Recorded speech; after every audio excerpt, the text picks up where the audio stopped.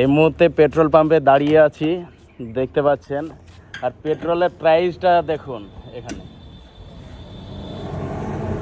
111 টাকা 67 পয়সা। কে যেন বলেছিল যে আমাদের সরকার এলে 10 টাকা কমে পেট্রোল পাওয়া যাবে, এটা শুনেছো তো?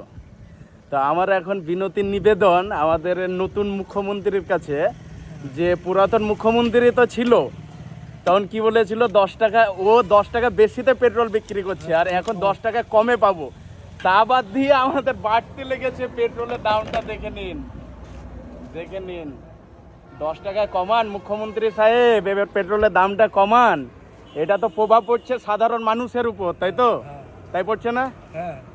মানে এই যে মহঙ্গাইগুলা, এগুলা তো নেতা মন্ত্রীরা করছে না। মানে ওদের তো প্রচুর টাকা পয়সা, সাধারণ মানুষ ভুক্তভোগী হচ্ছে এই যে এই প্রাইসে। দেখুন মুখ্যমন্ত্রী সাহেব, নতুন মুখ্যমন্ত্রী সাহেব, একটু দামটা কমান, এবার 10 টাকা দাম কমান, 100 টাকায় পেট্রোল দেন বা 98 টাকায় দেন, তাই না?